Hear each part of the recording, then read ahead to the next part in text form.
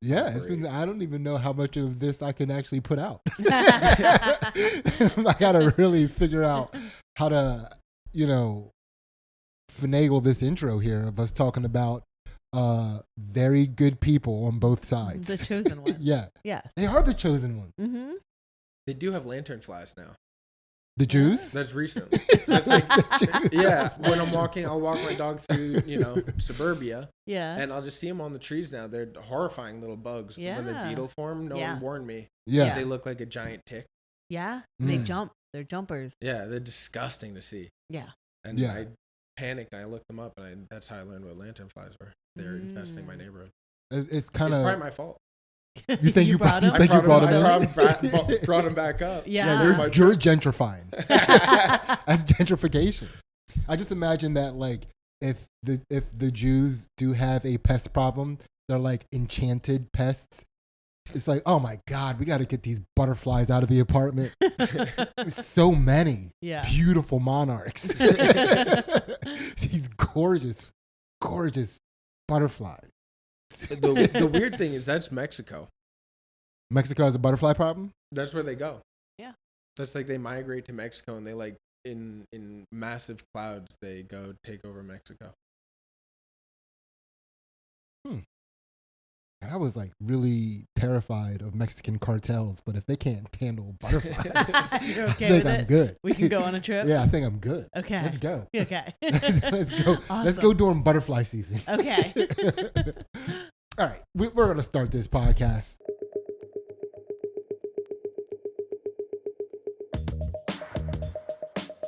We are back. Yes. The Chakra Poppers are back at it once again. We can't be stopped. Once we pop, Keep on popping. we just pop. Yeah. We're unstoppable poppers. Yes. Let's go. So I am Sidney. I am sitting next to the world champion Ansley. Hello. And today our guest is none other than the Miguel Silva. Hey guys, thanks for having me. What is up, man? So happy to have you. This is exciting. I'm so excited to be here, dude. I've been listening to, Two Jack Bros, originally back, before when it was just Did you just dead name us? You saying stuff that was just incomprehensible to human beings, and then Ansley translating because Sid, his belief about the world is that, and then just explaining like a history of crazy rants that you've given her that she's had to download and program to interpret. Well, she's had 23 years of practice. Yeah. Yes.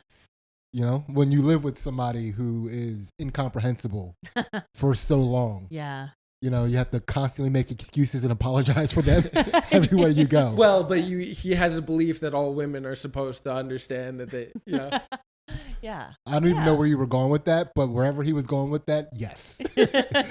I do believe that, and I stand by it, and I'm willing to die on that hill. But, all right, so Miguel, you know what we do on this podcast. Yeah. Right? And if you're listening for the first time, thank you. You're welcome, by the way.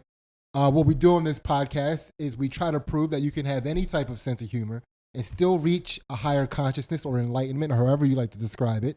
And so what we do is we bring comedians on. Today it would be Miguel Silva. And we try to take him through the process of enlightenment by popping open his chakras so that you, the listener, you can reach a higher consciousness just through the hard work that Miguel Silva is about to do today. You ready for that? Until you described it as hard work, I was ready. I thought, now I'm kind of worried. All right. Well, I mean, it's the hardest work that comedians do. True. Being honest, revealing the parts of yourself that you normally try to hide and is kind of sort of a driving factor behind decisions that you make, but you try to shroud in. Yeah. I would never do it. So it's hard work. True. Anything that I'm not willing to do, I consider hard work. Going down on ladies,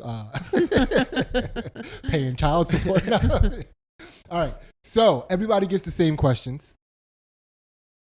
Ace, let's go. All right. Miguel, what situation or event did you learn the most information from? Okay. Either moving to New York from California. Actually, no. It was when the pandemic happened and I lost my job. I think that kind of spun me a lot and kind of reshaped a lot of the ideas that I had, because I think that I was kind of on a track of what was expected of me. Mm-hmm. And then, you know, my only belief about continuing to be the guy that I was expected to be was like, you just don't fuck up. You just, every single day you get up, you go to work on time, you do your work enough that you don't get fired, you know, and it just will continue to build. And the more days like that you stack up together, the better the reward will be ultimately. Yeah. Mm-hmm. You know, that's career. That's, yeah. But nobody warned you what would happen if the world just suddenly decided to scam everybody at the same time. No matter how hard you tried up until this point, no matter how good you did, it's just suddenly it's all not out of your control. Yeah. And it's like, oh, whoa. So all of these things where I just like, I didn't even kind of focus on developing a personality or like having a sense of values that were like what kind of directed and drove my behavior. All like, it was, all of it was kind of building towards a thing that could just be taken from me for no reason. Okay, so what was your job before the pandemic? I mean, it's pretty similar to the job I have now. We don't know. Market. It's market. It was marketing. I wish you would have just left it at that. Yeah, similar to the job I have now. Next question. So you were marketing. It was marketing. Yeah. So it was like the easiest job to fire. Yeah. You know, at a time when they were panicking. Yeah. How did they fire you? Like, they call you in the office and like, were they like really apologetic, or they just like, they were. I was actually the last guy that they let go. It was like a week. You thought you like got through I it? thought that I was going to be one of the people they kept.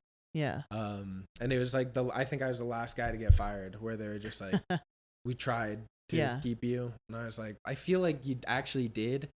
And I do appreciate that. Also, I made plenty of money.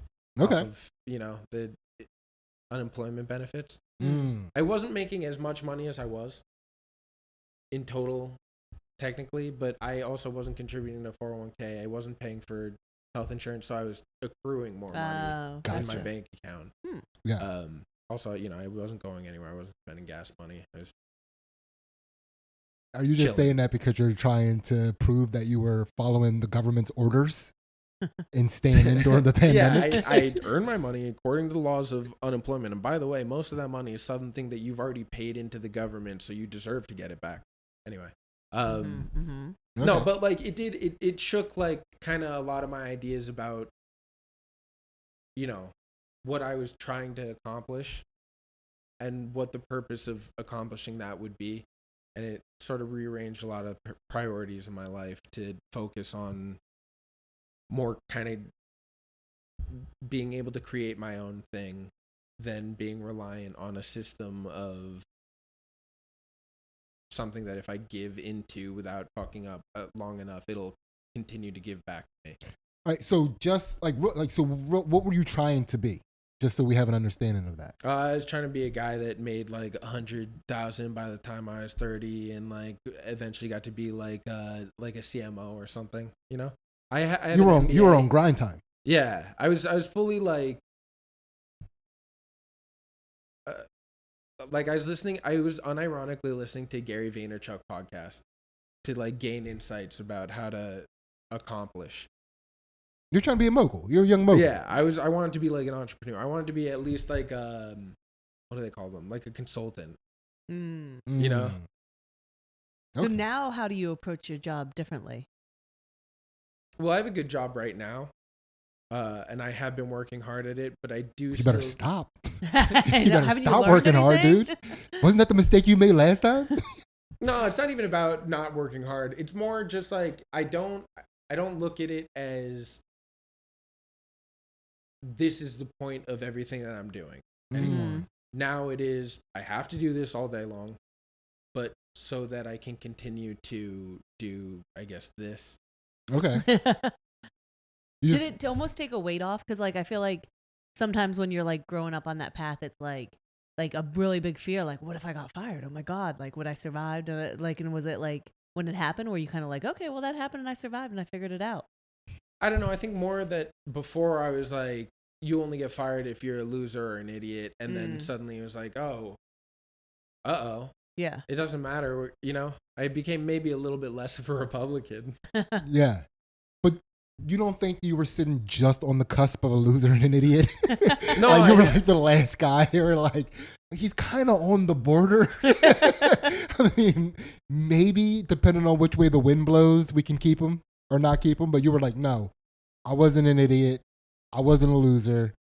I lost my job because I thought of myself as like the shit. Like I was accomplishing. I was like on the path to being like a young, business guy. young business. I was like on the verge of being a guy that like posted on LinkedIn. Yeah. Ooh. You know what I mean? I was like about to be like a LinkedIn guy, like hitting people up and being like, what do you think about this opportunity? Hey, yo, I saw your LinkedIn, and I'm pretty sure that you and I should collab. Yeah. Yeah. I was going to be the white beats making LinkedIn guy. Okay. All right. Grind time. Let's go. Yeah. All right. So I think you pretty much summed up everything. And I'll ask this anyway. Like, so how would you distill what it is that you learned from that experience in just like a few sentences?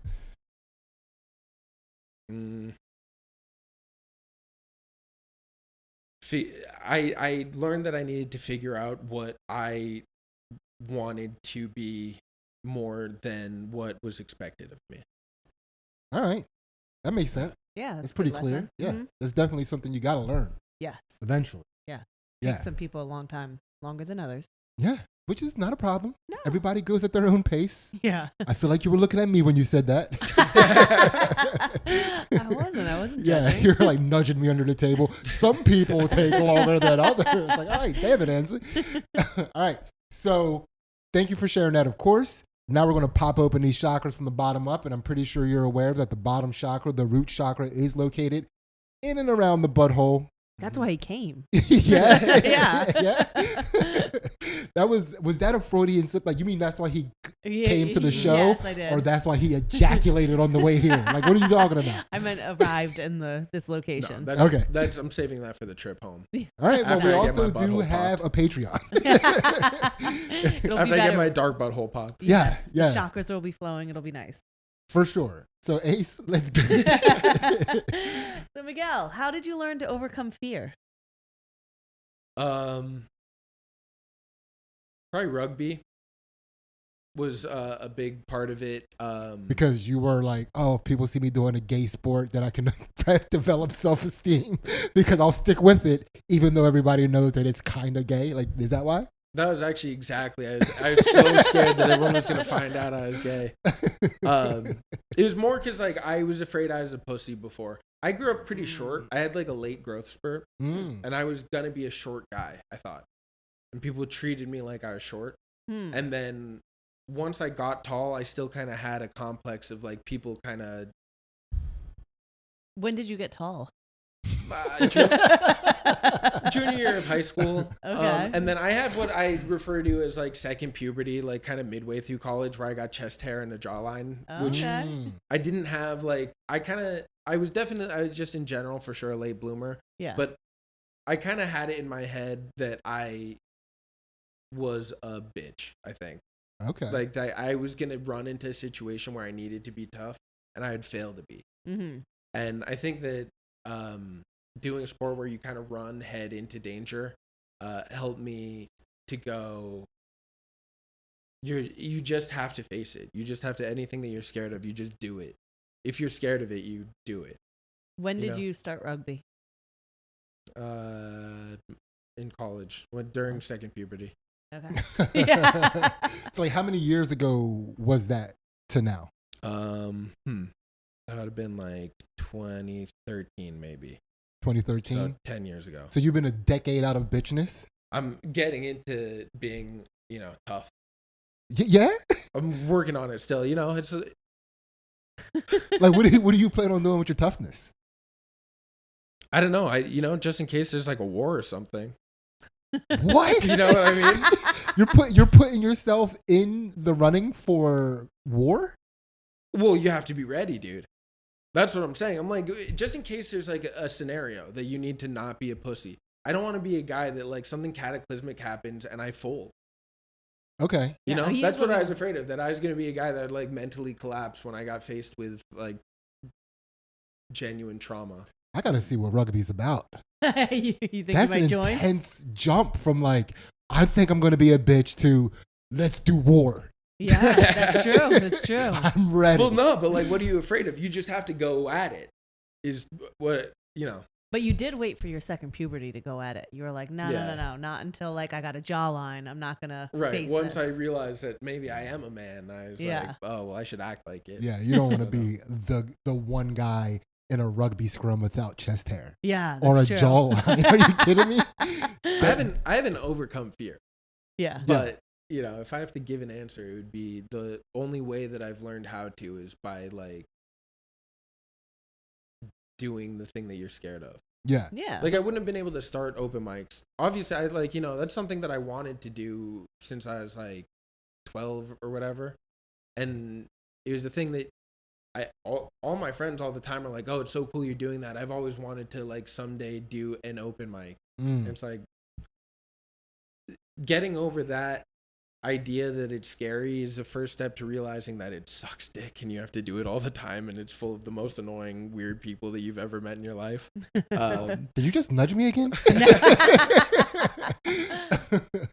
Yeah, that's why it would have been funny if like the first open mic you did, you got tackled by like 9 guys. That would have been pretty sick. That would have helped, I think. Yeah, you would have been ready. You would have been like, easier. dude, I'm ready. Let's go. War. I had to think of it for a while as like competitive. I had to be like, oh, I have to be funnier than the last guy. Otherwise, it didn't, Yeah. Otherwise, I was scared. I was too scared to do it, I think. Okay. So can you remember a time in your life when you were the most scared? Like any time, it doesn't have to necessarily relate to rugby or open mics. Probably when I moved to New York. Because I lived in California always, and then I moved to a place where I had to make new friends and like reestablish, I don't know, every relationship. And it was more actually probably before I even got there. Like knowing that I was going to move, that I was going to like completely reroute my life. I was like waking up with full panic attacks. I agree with that. We moved around a lot, and it was always like a little bit of a little trepidation every time you move, because like you said, you have to reestablish a life in a new place from scratch. Yeah. But then as soon as I would find my new weed guy, I was good. You know what I mean? Well, that was before I smoked. I hear you now. Yeah. yeah. Sometimes I would find him before I got to the new place. Yeah, I would like find people that were in the area. Rooms, for sure. For sure. I'm not going to move somewhere without a new weed guy. Are you kidding me? Reddit/r contra auction. Yeah, but that's all right. Well, we can consider that a fear chakra pop. For sure. Right? Yeah. That's a fear chakra pop. I like it. I like the way that feels. So you just run head on into the thing that scares you, and you'll figure it out while you're in there. Yeah, it's usually not as scary as it seems like, but you have to kind of take it on with aggression to be able to not get overcome by how scary it is. Okay, that's totally fair. Get aggressive. Yeah. Get aggressive. Let's Ready go. for war. Let's go. I would love to see you preparing for a show now. He's like in a bathroom. We must protect this house. Holy shit, Miguel. All right, Ace, keep it moving. All right, Miguel, this is a section we like to call My Bad. It's an opportunity for you to apologize to a person, place, or thing in order to set your karma back to neutral. We just got done popping Miguel's dark chakras, and oh my God, it may have been the darkest. Maybe. Dude, we never envisioned it being this dark. But I like it. I hope it stays on this track. Yes. Take note, people. A whole new level of darkness was popped on this.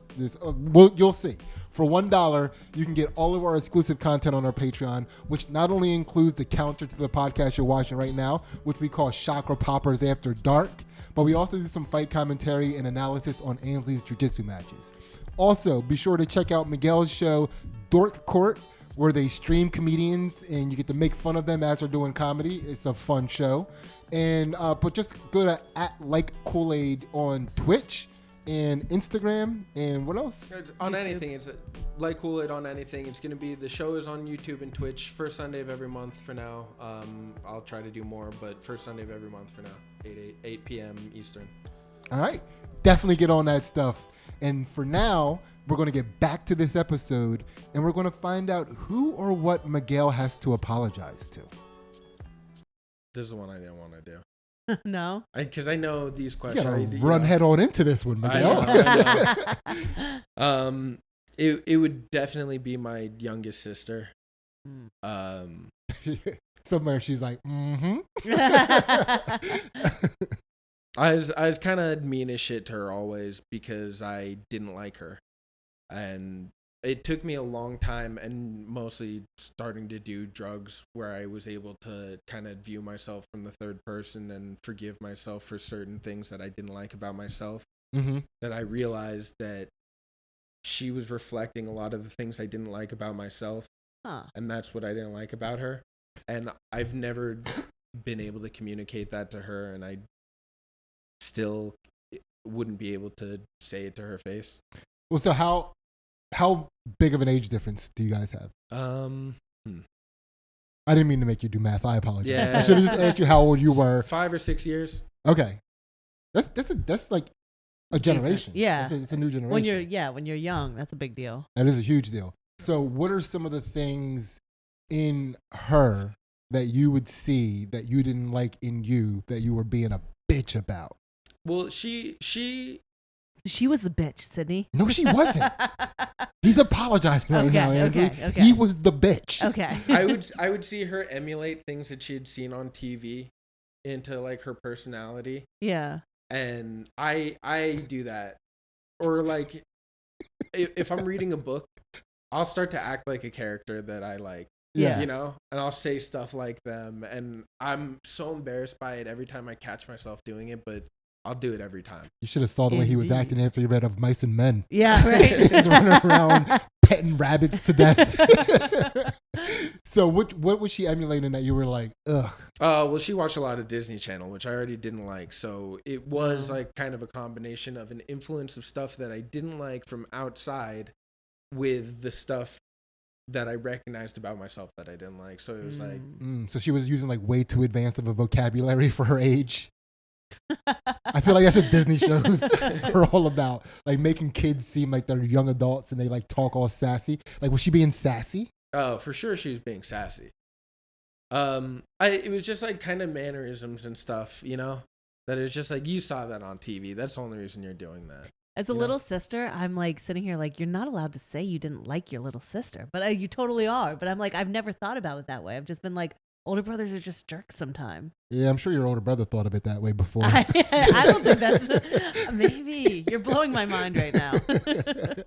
Well, and I think also, like, at the time, I was like, well, I'm just trying to, like, correct her from being someone that I don't like. Yeah. But then, like, looking back, it's more like, no, I was kind of just being a fucking dickhead to her because it reminded me, it was like looking into a mirror of my least favorite Disney characters. Myself. Yeah. Yeah.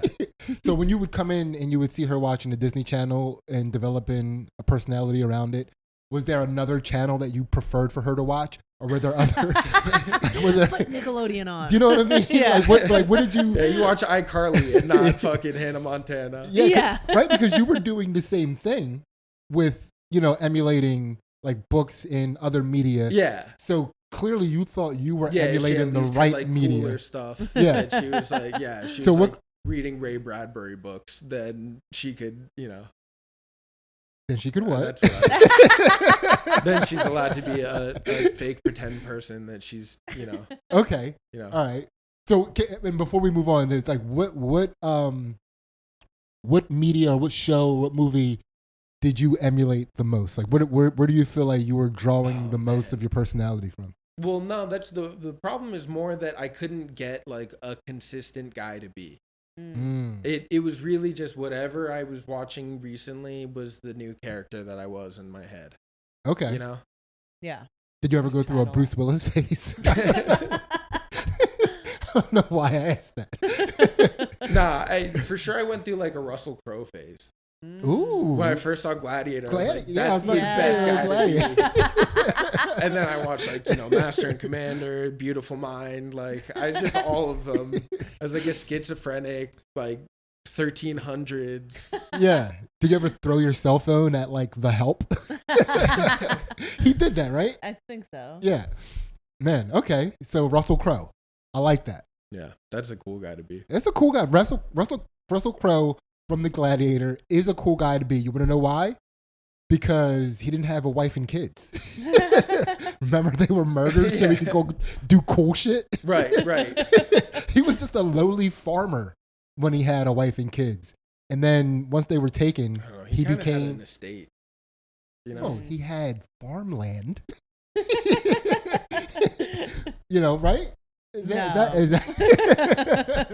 right, that is for sure a pelvis chakra popped open. You're apologizing to your sister for disliking the fact that she was emulating Disney characters. No, what did you do to show your dislike? Like, what was the? I don't know. I was just mean to her. I just like anything that she was into. I was like, that fucking sucks, and you're being annoying. I was just everything. I was just mean to her. Man, that's one thing that I feel like emulating Disney characters kind of like the more somebody is like, you suck and the things you like suck, the more it empowers you. Because I feel like all those Disney characters are kind of, they're shitty, right? And people are constantly telling them they're shitty, but then they build up their confidence from still doing what they want to do. Sure. I don't watch Disney. No. I just like when I turn it on, I feel like, man, these kids are like really confident. Yeah. Yeah. But chakra popped. My bad, sis. I guess maybe your stuff didn't suck as much as I said it was. Well, no, it was pretty tough, but I should have just kind of let her, work her own way through it without kind of piling on top of whatever she was probably dealing with already as a, pubescent teen. Yeah. Now let me ask you this before we move on. If you had to rate which one of you at this moment in time were cooler? Oh, she probably is cooler. She lives in Florida now. You think he made her cool? I bullied her into being I do believe in bullying for myself.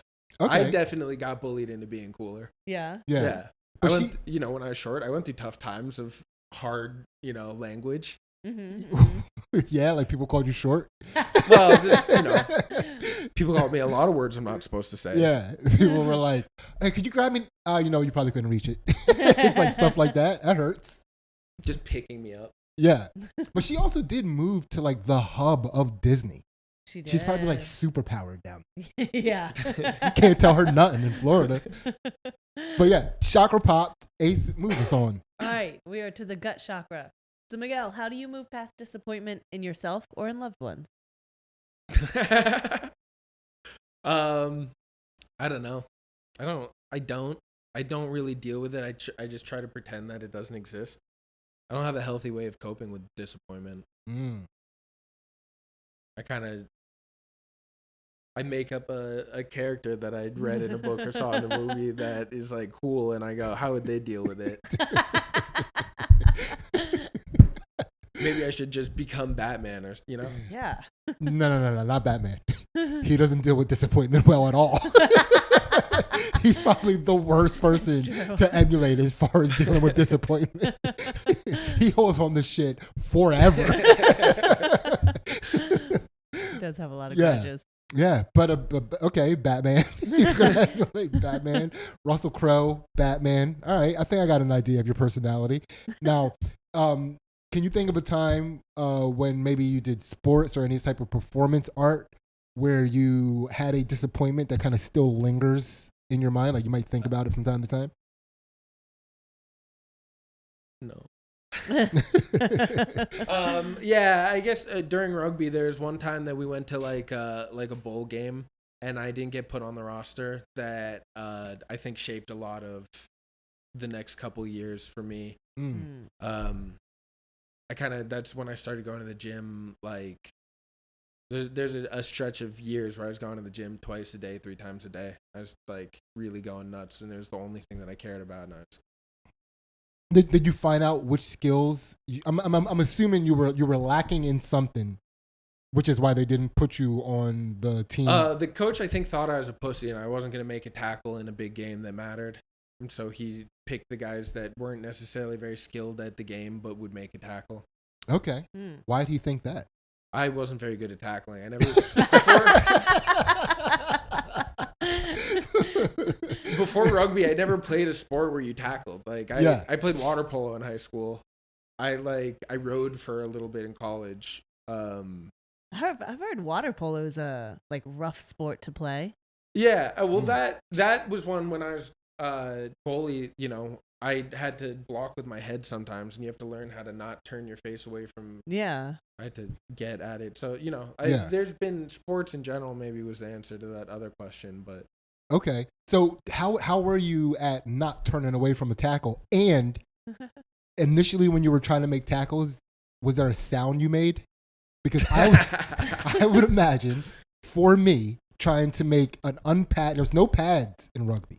You have a human man running at you with knees and shoulders and elbows at full speed, and you got to get in front of him and make a tackle. So I would imagine I would get in front of him and go, so you have to not make a noise, because the best part, I heard Michael Strahan one time, I think it was Michael Strahan, say, they were like, what's your favorite part of playing football? And he goes, when you get to the quarterback and you hit him hard enough, they make a noise sometimes. Yeah. And he's like getting interviewed, and the person's like, and that's what you like? He goes, yeah, that noise that they make. That's what I like about football. They go, ooh. Yeah. I could relate to that. Yeah, for sure. Jiu-jitsu, you try to get some noises. You gotta lock it down as much as possible. No noises. So were you immediately not making noises and locking it down? Or did you have to? I probably had to get there. Yeah, you probably had a couple. Yeah. He's coming right at me. All right. So you weren't good at tackling. You didn't get put on the bowl team. Yeah.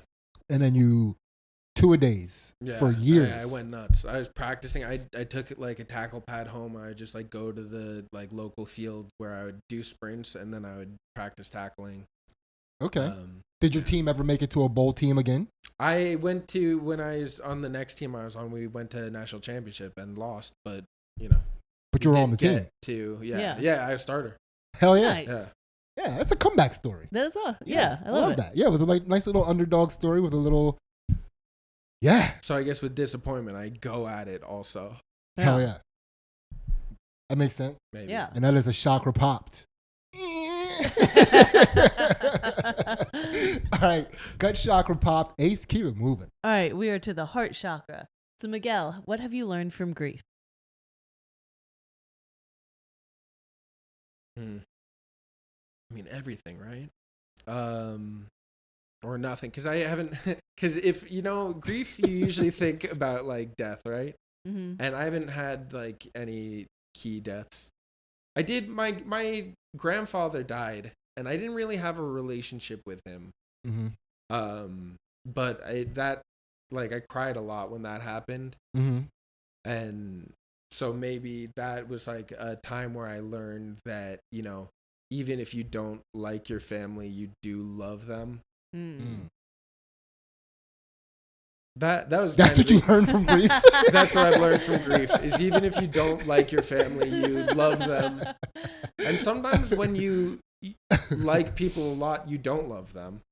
So, you know, that was kind of an important lesson for me, probably. Yeah.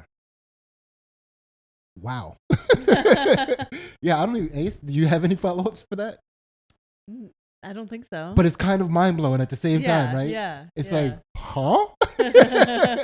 But I don't even know I don't know how to move forward in this section. Yeah. Do you know what I mean? Yeah. Like sometimes, even if you don't like a family member, you still love them, and you don't know until they die.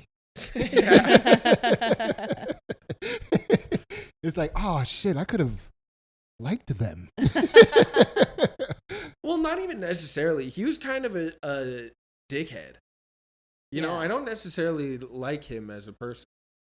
Okay. But there was still like a But it's yeah. me, you know? Like that's, regardless of all the parts that are unlikable, it's like, I don't know, there's still something that's like, that's, you know. So what Disney character was he emulating? Yeah. Jafar. Oh, okay. I got it. Yeah. So he had he was still sassy, by the way. Yeah. True, Jafar is probably the gayest. Yes. Yeah. But just kind of like that, mean, sassy, effeminate man. No, he was like a classic grandfather. Like he's my white grandfather, so he was he was Trump. He's like what girls hate about Trump. Mm-hmm. When they get really upset, they're talking about my grandfather. They're probably talking about their own grandfather, but they're talking about my grandfather. It's like he was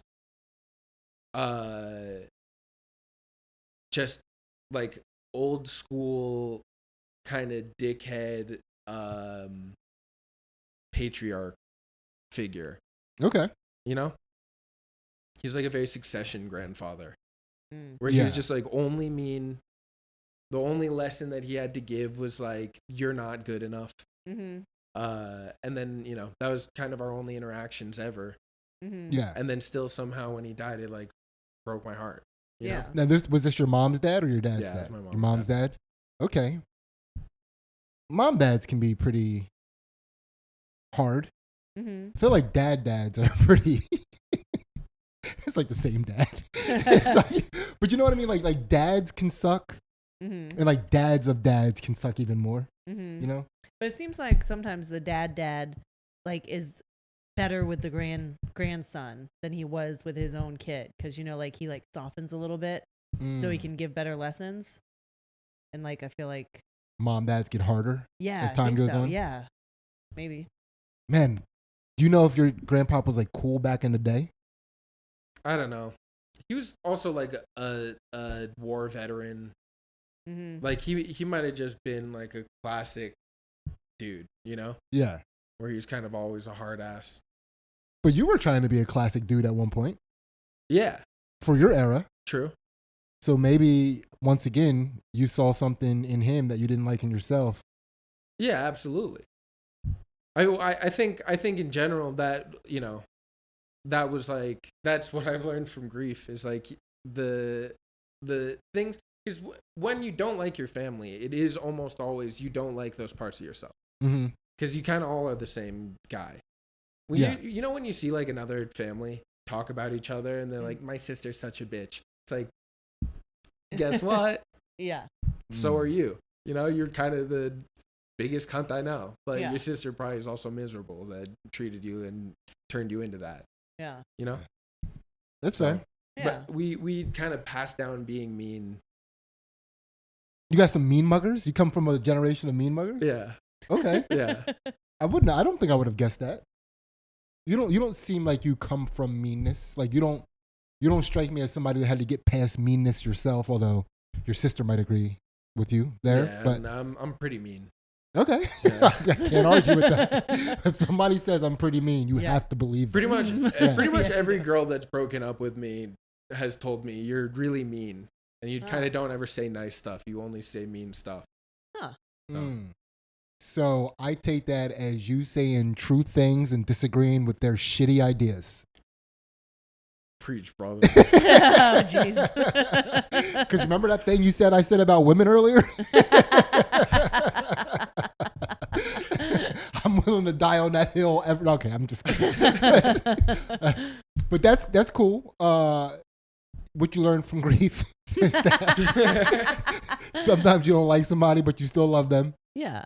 Right? Which is a good lesson to learn. Hey, chakra popped. Yes. Grief chakra popped. Ace, keep it moving. All right, we are to the throat chakra. So, Miguel, what's a favorite lie that you have told, or extra karmic points if it's still in rotation? This is just a fun one. All right, Okay. I've done enough honest revealing stuff, I think. Yeah. So, one time I cheated on a midterm in AP World History my sophomore year of high school, and until now, pretty much, I still tell people no, I didn't actually cheat on that test. Wait, so you tell people you took AP history and they're like, what did you cheat on? Or like how does that come up? No, so like I got suspended. Like it became this whole thing because like You got caught cheating? oh yeah. It was like a whole thing. So I had to like really button down my lie and like stick to it to the point that like, you know, my parents were able to get on board and be like, well, no, he didn't use the test that they gave him. He threw it out and he studied. And then I'm like, they wouldn't give me a retest, but I'd like done all the studying. So I went and took the AP test, even though they wouldn't let me be in the AP class anymore. Mm-hmm. How'd you do on the AP test? I got a 5. Oh, that's pretty good. And the teacher publicly apologized to me. Yeah. Oh. And what, you cheated by getting your hands on an old test? Well, there's 2 classes, and the class before us took the test the day before. Yeah. And the way the teacher had it was like, here are the questions, here's the Scantron.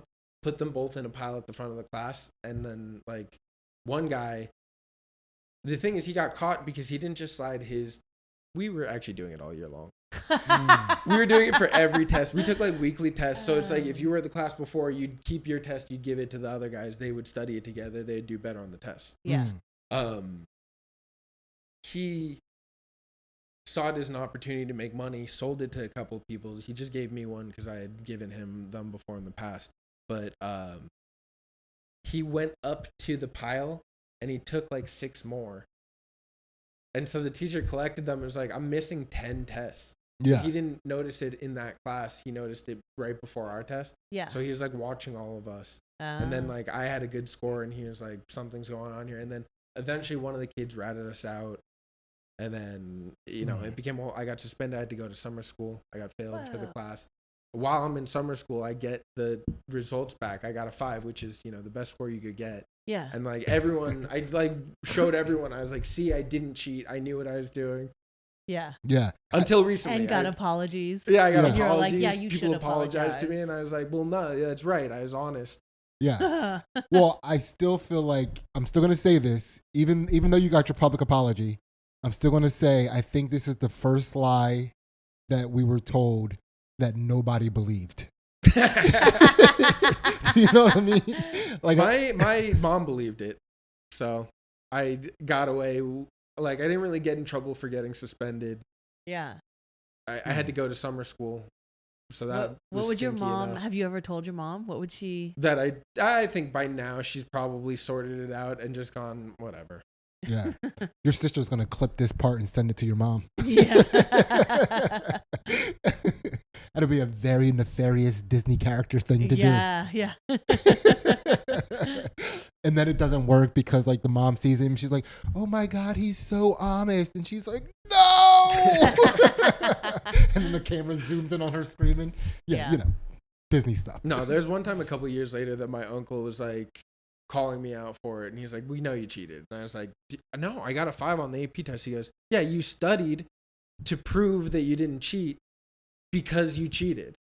You wouldn't have studied that hard. You would have got a 3 on that test if you had never got caught. Yeah.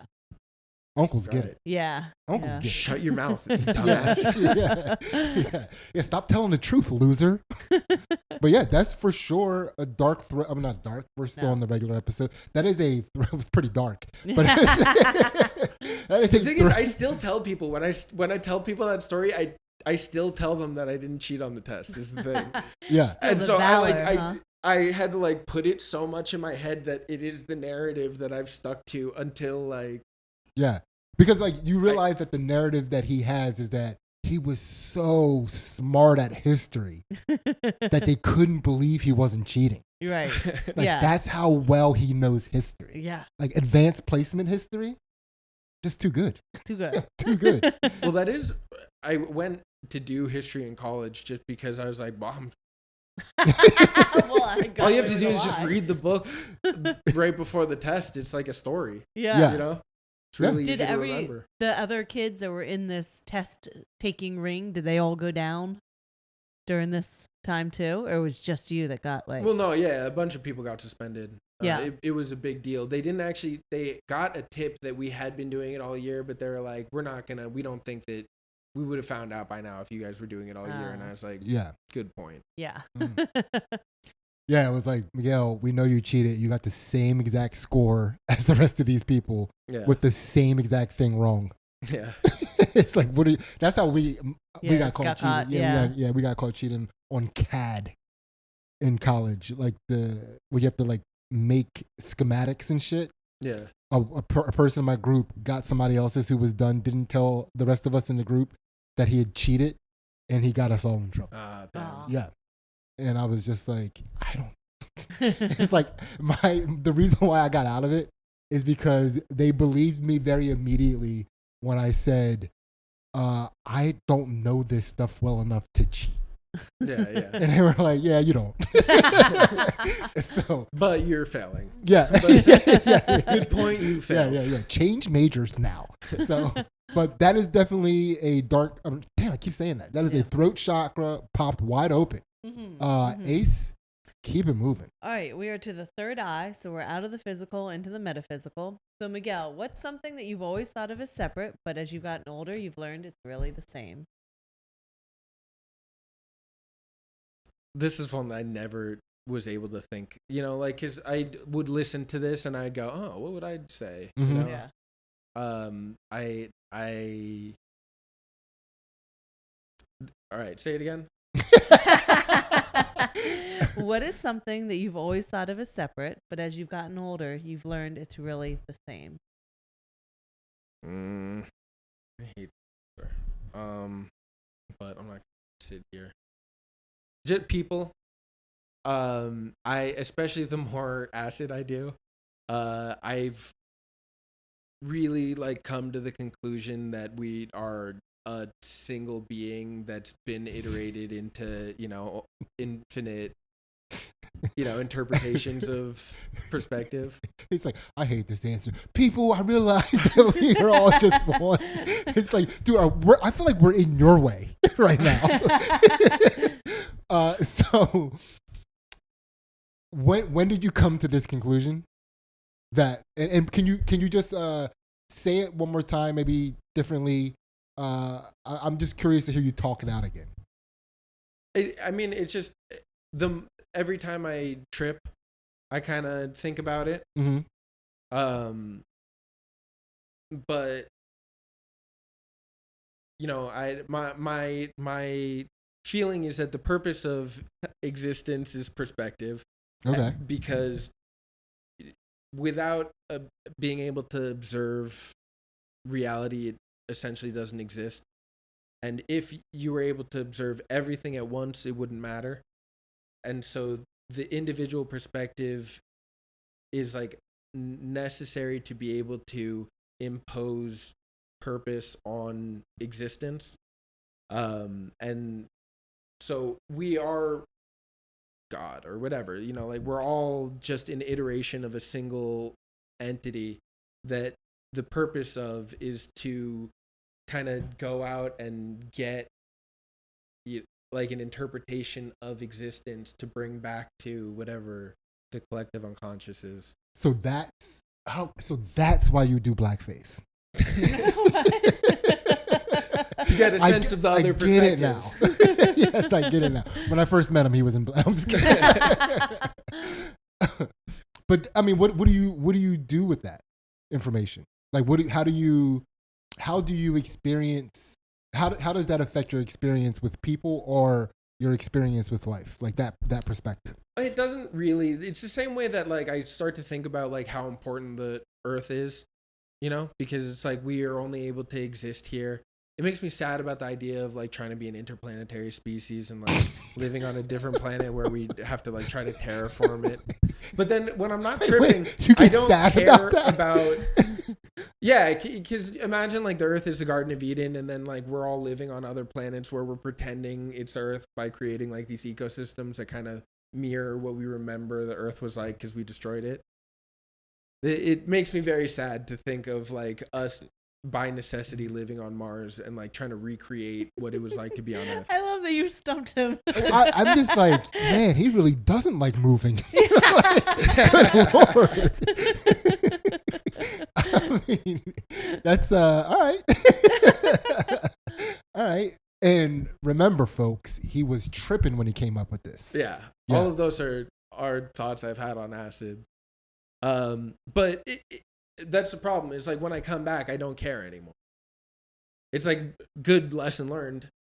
But yeah, you know, what do you do? Nothing really. Because like I don't really, when people talk about like environmental science, yeah, I'm dead in it. It's just like you can't convince me to not I'll get the recycle, straw. I guess. yeah. If I have both options, if there's 2 bins and I can toss one into the recycling. But if there isn't, I'm not like, I don't even have a recycling bin in my house. It just doesn't even. Okay. Wait, so are people the recycling bin? No. what are if we're all one person, Yeah. what are we? Was that a good question? Well, but that's, that's God. That's All there's together. a lot of people are trying to answer that. Yeah. We're the only like single entity that's like us that we've been able to observe in all of existence. So I got happy for a second, but then I got unhappy because when you said God, yeah, and then Ansley, and I was like, oh yeah, shit, I'm God. Yeah. But then the way you said it was like, no, the combination of all people together is God. Yeah. So I'm just like an infinitesimally small part. You're like part of its toenail. You don't know that. Yeah. Nah, dude, you're part of his heart, dude. Aw. I think you just called me gay. Rude. Yeah, I like that answer though. Yeah. People, we're all the same. Mm-hmm. We are nobody's different. We're all just God. Yeah. We'll take that. Yeah. Yeah. I like it. That is a third eye chakra popped. Mm-hmm. And I can say that because I'm God. So Ace, keep us moving. All right. We made it to the crown chakra. Woo! So Miguel, 2 parts. What is one thing you can't give up and why? And what would giving it up mean? I guess masturbating. Mm-hmm. No, I don't know. Told you he was coming. I know a comer when I see a comer. Okay. Yeah. I can't give up heterosexual sex because that would make me gay. Damn. Actually, or abstinent. Here's another one I don't have an answer for. I don't know. I'm pretty good at giving stuff up. I think we're circling an answer.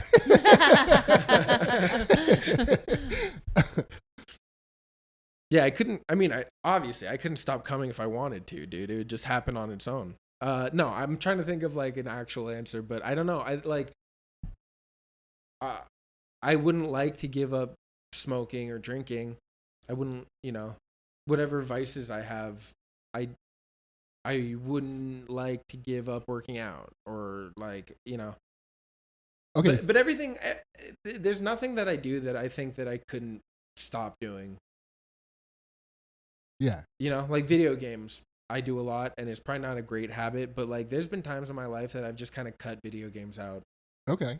Well, what about vices in general? Like, could you give up all of your vices? Having any vice? Yeah. No, for sure not. I definitely would need some sort of like outlet of like bad shit to do. Gotta be a bad boy. You wouldn't be able to exist without being a little bit of a bad boy.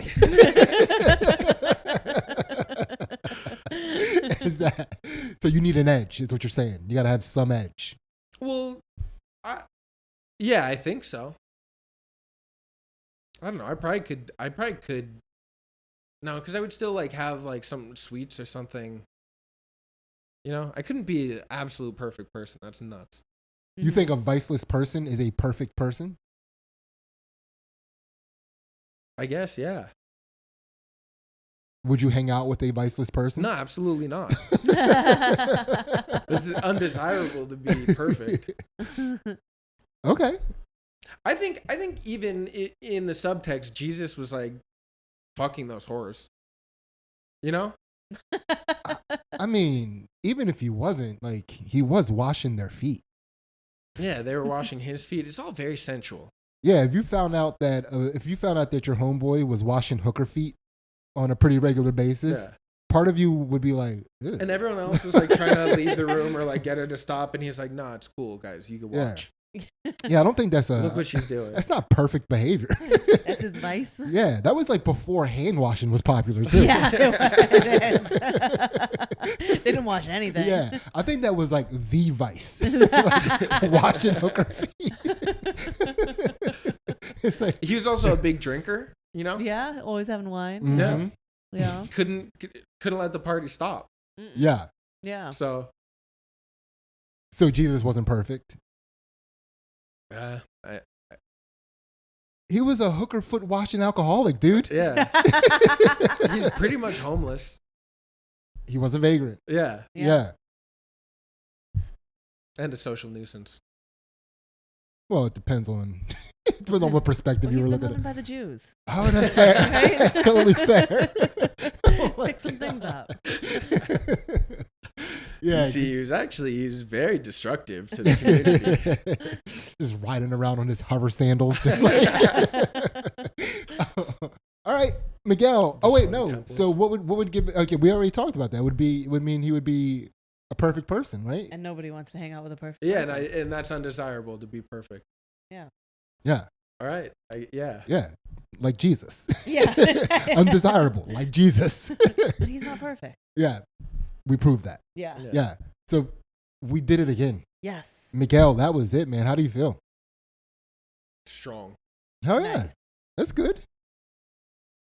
I honestly feel kind of queasy. Yeah, it's you can't take any of it back. Yeah, I talked about a lot of stuff that Yeah. I struggled to kind of admit out loud. I haven't even talked to a therapist about. Okay. That makes me feel pretty good Yeah. because next time I talk to my therapist, I'm going to talk about this stuff. Like, I know you want to talk about me, but Miguel was so mean to his sister. She was just being sassy and cute. But yeah, and we didn't even ask you, do you have time to stick around for the Patreon? Yeah, for sure. Hell yeah. So we're about to get into that Patreon. Yes. $1, by the way, gets you all of our exclusive content on the Patreon, which not only includes the counter to this podcast, which we call Chakra Poppers After Dark, but we also do some fight commentary and analysis on Ansley's Jiu Jitsu matches. And then, Miguel, do you have anything to promote? Yeah, I follow me on Twitch or YouTube. It's at like Kool-Aid, LikeKoolaid. People apparently struggle with spelling Kool-Aid. I do a monthly show called Dork Court that I get my friends from the open mics to come do stand up on stream, and then you talk shit about them in the chat, and then I read my favorite comments to them. And it's mean. We call them fat. We say that we can see the outline of your little small penis, and it's embarrassing for you. You're clearly balding, and you're a loser.